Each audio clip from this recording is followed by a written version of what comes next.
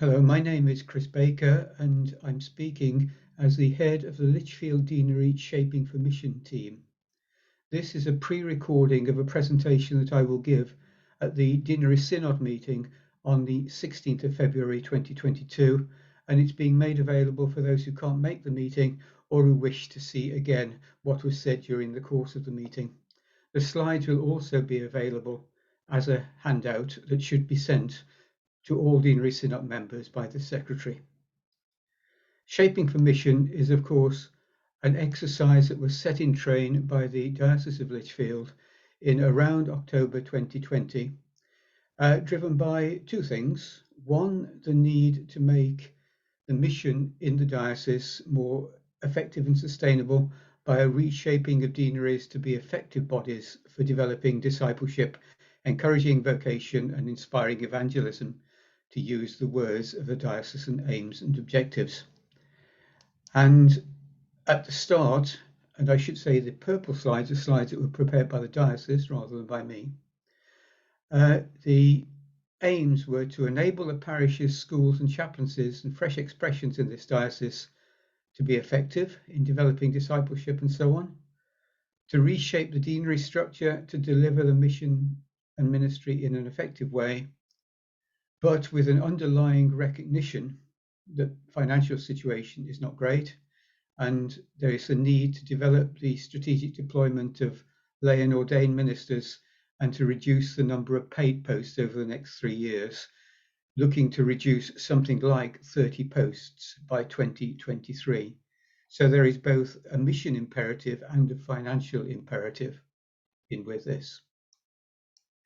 And we've been looking at this, a team of about 7 or 8 people of variable membership, over the last few months since October 2020, and looking at what we can say about the future and the mission of all the churches in the deanery that you can see there. There is actually one missed off, and I'll give a prize for anyone who can tell me what that is. From October 2020 to June 2021, we carried out, largely over Zoom at the time, the first exercise in developing the vision. And by June 2021, we'd arrived at that vision and we did share it to some degree. And in a sense, the vision is no surprise. It's to be the church in this place, to reach out to unchurched communities, to proclaim the gospel and to make disciples, and to develop comprehensive programs of evangelistic and discipleship groups across all parishes, to develop a high quality and sustainable online and live streaming presence across all parishes, to develop youth and family work, schools, fresh expressions, youth work, and so on, to engage in mission and church planting to those on the new, very large housing estates in the area, and to the developing online community, to deepen our involvement in community service initiatives, and I name those such as the food bank, Burnt Would Be a Friend, Places of Welcome, and so on, and to take forward initiatives for the care of God's creation, using our churchyards as places for worship, and through the developing diocesan vision for evangelistic and environmental communities and Forest Church. As I say, there's no great surprise there. If we think about the implications that might have for our deanery, we realise we need to move away from the culture of church autonomy and acknowledge our mutual dependence and interdependence, and realise that not all churches should be engaged in all possible activities, but ideally should collaborate with each other. We need, very seriously, to deepen the prayer life of all of our churches and to develop collaborative activities between churches across a complete range of activities: evangelism and discipleship, online worship, youth work, schools work, church planting, music, baptisms, weddings, and funerals. And we shared that vision, and there seems to have been general acceptance of it, which isn't really surprising because it's saying we just need to be the church as God has intended us to be. But then we moved on, and there was something of a hiatus, I show on the green slide now, over summer and autumn 2021, and that of itself is quite instructive. It was very difficult to find time for us to meet as a group. and that was an indication of the busyness and priorities that we had as we emerged from lockdown. And as we did emerge from lockdown, the restarting of church life was difficult, more difficult, I think, than many of us imagined, and sometimes quite traumatic. There was a difficult financial situation for many parishes, and indeed that still persists. And a new financial model was being implemented. So all sorts of things making life tricky for Shaping for Mission. And also, of course, there were ongoing discussions of resource deployment within the deanery without direct reference to Shaping for Mission. So over the summer and autumn, we had something of a hiatus in our discussions, but we finally got back together in about November time, 2021. And around that time, we decided that there should be two strands, two threads in our developing mission and vision. One to deepen the prayer life of the parish and deanery, and the other the development of a new deanery structure to enable the vision to go forward. And I'll use that picture of two intertwined threads here and there during the next few slides. The first, the prayer thread, I'm not actually going to talk about. I'm not downplaying its importance, but at Deanery Synod, this will have been talked about by the Reverend Rod Smith, and I'm not going to repeat what he says here. So I'm going to move on to talk about the development thread. How do we develop our deanery to fulfill the mission that we have in view for it? We begin by recognizing three types of parish within the deanery. What we call category one, those churches and congregations where there's significant missional activity and growth. And there are some of those. The majority, though, I think, fit within category two, those congregations and churches where there's significant mission opportunities, generally with quite sound finances, but with largely elderly congregations who are, frankly, quite weary as we come out of the pandemic. And then there's category three, those congregations that realistically are probably not sustainable for more than a few years because of elderly and aging congregations. And holding mission and ministry in tension for that range of parishes is quite difficult. In particular, categories 1 and 3 require quite different forms of oversight and ministry that aren't easily matched together. And carrying out both together can be a distraction from meeting the needs of both categories. So the principles we adopted: to protect the resources allocated to churches in category 1 so as not to impede their activities, encourage the development and mission in category 2 churches, and honour the life and history of category 3 churches and support them for the provision of suitable worship and pastoral care as they move through the process of declining numbers and declining activity. And I want to say more about that later. So the way forward. We see the way forward as twofold. First of all, for those churches in category 3, to create what we are calling a Lichfield Deanery Congregational Chaplaincy, headed by a full-time minister, to utilise the very considerable resource pool of retired clergy and readers that we have. We are blessed by having huge numbers of them, to provide for the pastoral and worshipping needs of these congregations.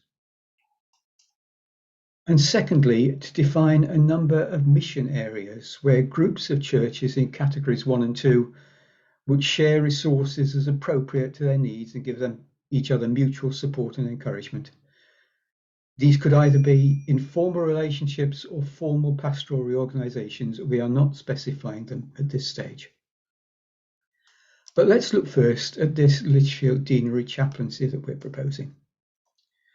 I think it needs to be very clear that there is no shame in being in a declining church whose future is limited.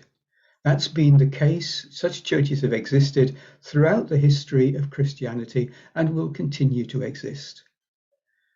What is important, I think, is to make sure that we manage that process in a way that honours the history and the life of the people who are there, who have been sincere and devout Anglicans for many years, and to provide for their needs and to help them to move forward into the future. What we're proposing is a full-time minister in the deanery leading a team of retired clergy and readers to provide worship on a regular basis, that monthly, weekly, or maybe just at festivals, for what we call the chaplaincy congregations, and to conduct pastoral offices, funerals, weddings, and baptisms as required in those churches. And for each of those churches to develop a plan for each parish to move to the next stage of its existence. That might be, for example, becoming festival churches, which is a bit of a catch-all for churches that basically have services at the major festivals. It might be, for example, help with the setting up of friends groups to help support the building. It might be to help repurposing of buildings. It might be to move towards closure. In any case, when this happens, the needs, pastoral and spiritual needs of existing congregations need to be continued to be met and must never be neglected. We haven't really thought this through in very great detail, but as an example, we might ask such congregations to pay for, say, 0.1 clergy, some cost towards a deanery administrator, and the expenses and upkeep of their church building. Parishes will retain their identity with PCCs and wardens while they're able to do so, and I'm very conscious that there are some parishes that are finding that increasingly difficult. Although a new structure might need to be devised for those parishes which cease to be able to do that, and ultimately new uses for the buildings would be required. So in summary, the chaplaincy idea seeks to look after people in the declining church situation, to honour their past and to help them move forward to whatever the future holds for them in a planned way, with as much help as possible. Mission areas are different. Mission areas, of course, what I'm going to talk about isn't anything to do with pastoral reorganisation in principle. It's more sharing across parishes.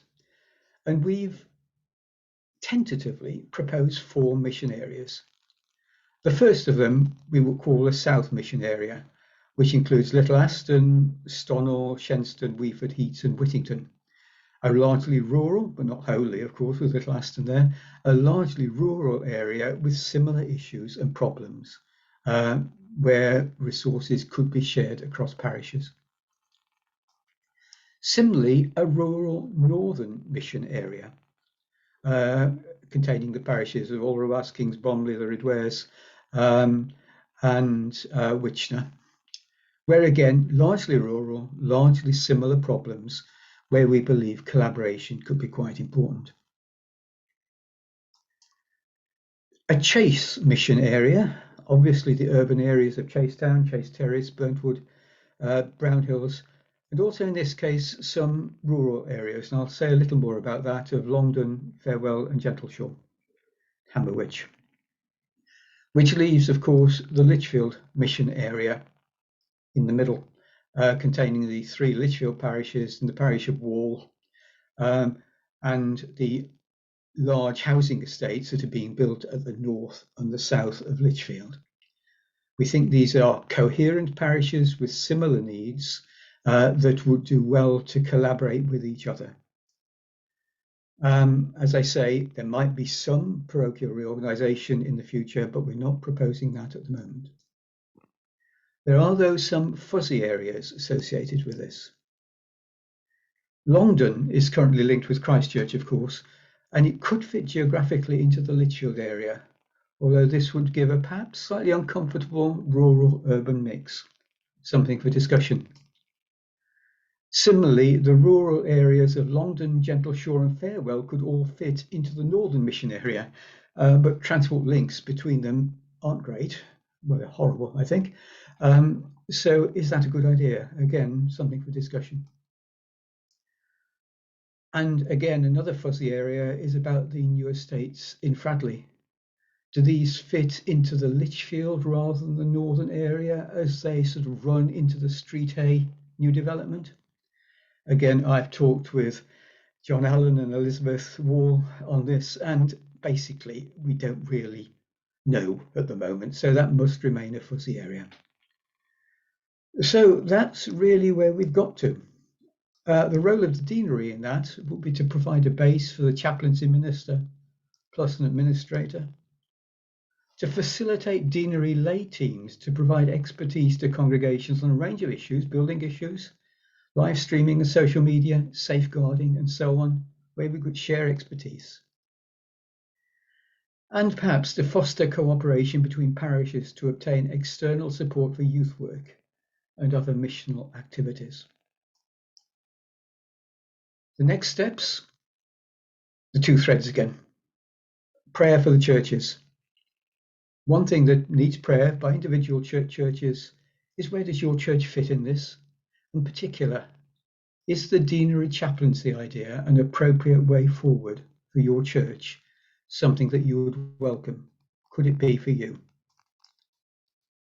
The other thing is, what's the particular charism of your church that can be shared? What do you do in your church well that could be shared with parishes around? Both items of prayer, by no means the only items for prayer, but ones that I think are important. In terms of the next steps in the development of the new structure, the other strand in the threads, we need to ensure that any posts that are filled in the near future, in the short term, are consistent with the proposed structure. And those appointed should have abilities and experience in areas that could be shared across any particular mission area. And that brings us on to that. And you see now I've reverted to a purple slide, and that's because now this is effectively what is required by the diocese. The diocese requires a detailed plan for the future, a plan that's consistent with the vision that we've adopted, a plan that is financially sustainable, a plan that includes the deployment of ministry, including stipendiary, self-supporting, traditional and innovative models of lay ministry, and the time phasing and changes of short-term financial implications around any pastoral reorganisation. The team have looked at this, and fundamentally, we cannot see how these diocesan requirements can be addressed by the current Shaping for Mission team. We simply don't have the range of expertise that is required. We believe that any future task group should contain deanery representatives and those from the diocese with financial planning and HR expertise, which is what's required when we start to talk about deployment. That group should have the ability to financially model and plan a range of different scenarios. Again, we need managerial and financial expertise to do that. And it may be, and some on the current SFM team think this is the case, that sector support for various activities, for example, youth work, is probably better provided at diocesan rather than deanery level, or at least multiple deanery level. So that's the position that we're in, ladies and gentlemen. And finally, I should say the final plan and resourcing decision should be decided and owned by senior staff in the diocese. We do not feel it appropriate that any deanery team should be taking these decisions themselves, and they must ultimately be owned by the diocese rather than just by the deanery.